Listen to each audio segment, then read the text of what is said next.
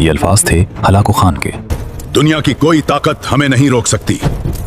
वो शख्स जिसके घोड़ों की टापों ने बगदाद की गलियों में खून की नदियां बहाई थीं। वो फातेह जिसने 652 साल पुरानी अब्बासी खिलाफत को एक ही झटके में मिटा दिया था। वो ताकत जिसके नाम से बादशाह कांपते थे, उलमा खामोश हो जाते थे और माएँ अपने बच्चों को सीने से लगा लेती थी। सन 1258 ईस्वी बगदाद जल रहा था। बगदाद जल रहा है और कोई हमें रोकने वाला नहीं। दरियाए दिजला का पानी सियाह हो चुका था। लाखों किताबों की रोशनाई से, लाखों इंसानों के खून से बैतुल हिकमत की सदियों पुरानी इल्मी विरासत लम्हों में पानी में डूब गई थी। ये तुम शहर नहीं जला रहे, तुम इल्म को जला रहे हो।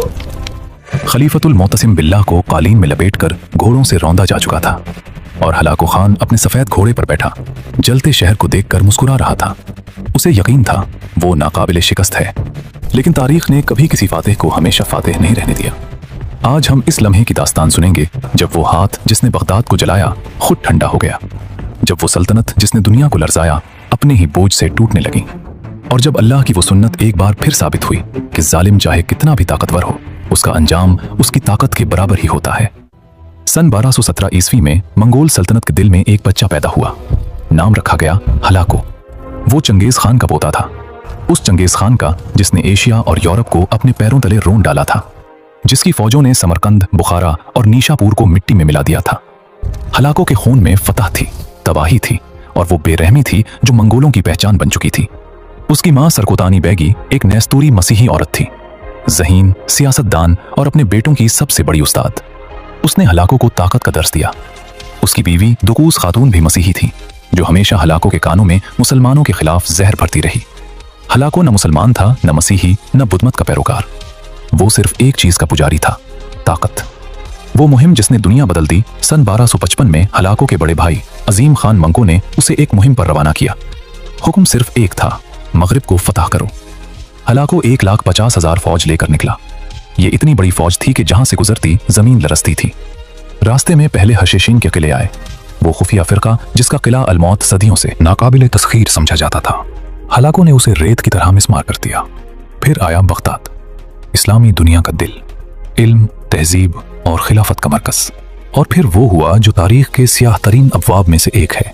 फरवरी 1258 बगदाद फतह हो चुका था। हलाको ने शहर में 40 दिन तक कत्लेआम जारी रखा। मुअर्रिखीन का अंदाजा है कि 2 लाख से 10 लाख तक इंसान मारे गए। आदाद इतने बड़े थे कि कलम लिखते लिखते रुक जाता है। बगदाद फतह होने के बाद हलाको रुका नहीं, उसकी फौजें शाम की तरफ बढ़ीं। 1259 में हलब गिरा। दमिश्क ने बगैर लड़े हथियार डाल दिए। सलीबी रियासतें हलाको के सामने झुक गईं। उन्हें लगा शायद ये मसीही फातेह उनका दोस्त है। हलाको का अगला हदफ था मिस्र। अगर मिस्र गिरता तो इस्लामी दुनिया का आखिरी मजबूत किला ढह जाता, फिर शायद तारीख कुछ और ही लिखी जाती। लेकिन यहाँ ठीक इसी लम्हे अल्लाह की तकदीर ने एक पता चला दिया जो किसी ने नहीं सोचा था। वो खबर जिसने सब बदल दिया। सना 1259 का आखिर, हलाको शाम में था, मिस्र पर हमले की तैयारी कर रहा था, जब एक कासिद तेज घोड़ा दौड़ाता आया। खबर थी अजीम खान मंको मर गया है। मंगोल रिवायत के मुताबिक जब अजीम खान मरे तो तमाम बड़े मंगोल सरदारों को करियल ताई यानी अजीम इजलास में वापस जाना होता था, नए खान के इंतखाब के लिए। हलाको को रुकना पड़ा। उसने अपनी फौज का बड़ा हिस्सा वापस बुला लिया। हमें वापस जाना होगा, ये हुक्म है। सिर्फ एक छोटा दस्ता छोड़कर जिसकी क़यादत उसके जनरल कतबगा के पास थी। ये वो लम्हा था जिसका मुसलमानों को इंतजार था। मिस्र में सुल्तान सैफुद्दीन कुतुज़ ने फौरी फैसला किया, अभी नहीं लड़े तो कभी नहीं लड़ सकेंगे। अगर आज ना लड़े तो कभी नहीं लड़ सकेंगे।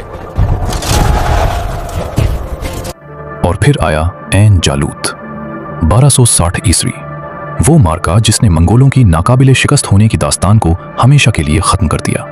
कतबगा की फौज तबाह हो गई। मंगोल पहली बार मैदान में हारे, लेकिन हलाको उस वक्त बहुत दूर था और उसे अभी अपनी सल्तनत की फिक्र थी।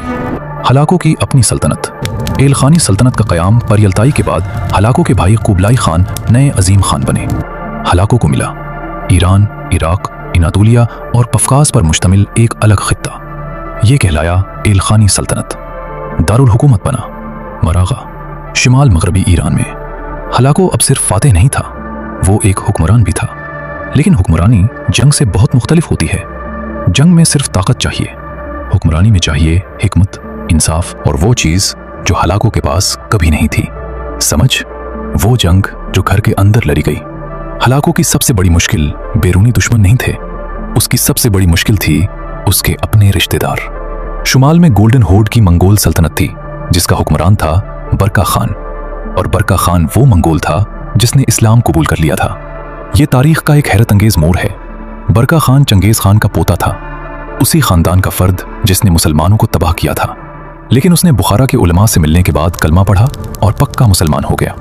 जब बगदाद तबाह हुआ, बरका खान का दिल खून से भर गया। उसने ऐलान किया, हिलाकों ने अल्लाह के रसूल के खलीफा को कत्ल किया है, मैं उससे ये हिसाब लूंगा, अगरचे वो मेरा रिश्तेदार ही क्यों ना हो। और फिर शुरू हुई वो जंग जिसने मंगोल सल्तनत को अंदर से तोड़ दिया। बादशाह सलामत, सल्तनत अंदर से कमजोर हो रही है। बरका खान और हलाकों की फौजें कफकास के मैदानों में टकराईं। ये लड़ाई 1262 से 1265 तक जारी रही। मंगोल मंगोलों से लड़ रहे थे, एक तरफ मुसलमान मंगोल, दूसरी तरफ गैर मुस्लिम मंगोल। ये वो दरार थी जो कभी नहीं भरी गई। हलाको एक अजीब कैफियत में था। वो जानता था कि ऐन जालूत में उसकी फौज हारी। वो जानता था कि बरका खान इसे शुमाल से चैलेंज कर रहा है। वो जानता था कि उसकी सल्तनत में अंदरूनी कशमकश है, लेकिन उसके पास उन मसाइल का हल नहीं था, क्योंकि उसने जिंदगी में सिर्फ एक काम सीखा था, तबाह करना, तामीर करना नहीं आता था। मुवर्रिख इब्न खल्दून लिखते हैं कि हर सल्तनत की उम्र 3 नस्लों से ज्यादा नहीं होती। पहली नस्ल बनाती है, दूसरी संभालती है, तीसरी बर्बाद करती है। मंगोल सल्तनत ने यह अमल और भी तेज रफ्तारी से तय किया। हलाकों के दिल में एक और दर्द था जो कोई नहीं जानता था। वो दर्द था बेयकीनी का। वो शख्स जो हर चीज को फतह कर सकता था, मौत को नहीं फतह कर सकता था। उसकी बीवी दोकूस खातून 1265 में फौत हो गई और हलाकों पर उसका गहरा असर पड़ा। शुमाल मगरबी ईरान का इलाका मरागा, सर्दियों की एक रात। हलाको खान बीमार था। वो बीमारी जो उसे कई महीनों से घेरे हुए थी, अब उसके जिस्म पर मुकम्मल काबिज हो चुकी थी। मुवर्रिखीन ने उसे मर्गी की बीमारी बताया है। बाज ने लिखा कि आखिरी दिनों में उसे शदीद दौरे पड़ते थे। वो हलाको जिसके नाम से सुल्तानों के दिल दहल जाते थे, आज एक बिस्तर पर पड़ा था, बेबस। क्या उसके गिर्द उसके अमीर थे, उसके बेटे थे, उसके दरबारी थे। यही अंजाम था मेरी ताकत का। सब खामोश, सब इंतजार में। और फिर फरवरी 1265 ईस्वी में हलाको खान ने आखिरी सांस ली। वो आदमी जिसने बगदाद को आग लगाई, दिजला को सियाह किया, खलीफा को कालीन में रौंदा, आज खुद एक सफेद कफन का मोहताज था। मंगोल रिवायत के मुताबिक उसे आज़रबाईजान के करीब एक जजीरे में दफनाया गया। कब्र खुफिया रखी गई ताकि कोई बदला न ले सके। ये वही रिवायत थी जो चंगेज खान के लिए भी अपनाई गई थी। फातेह छुप कर दफन होते हैं क्योंकि उन्हें मालूम होता है कि दुनिया में उनके दुश्मन बेशुमार हैं। हलाकों की मौत की खबर फैलते ही वो मर गया, हलाको खान मर गया। एलखानी सल्तनत में हलचल मच गई। उसका बेटा अबाका खान तख्त पर बैठा, लेकिन अबाका अपने बाप जैसा नहीं था। वो एक मोहतात हुक्मरान था, जंगजू नहीं। शुमाल में बरका खान ने जंग जारी रखी, लेकिन वो खुद भी 1266 में फौत हो गया।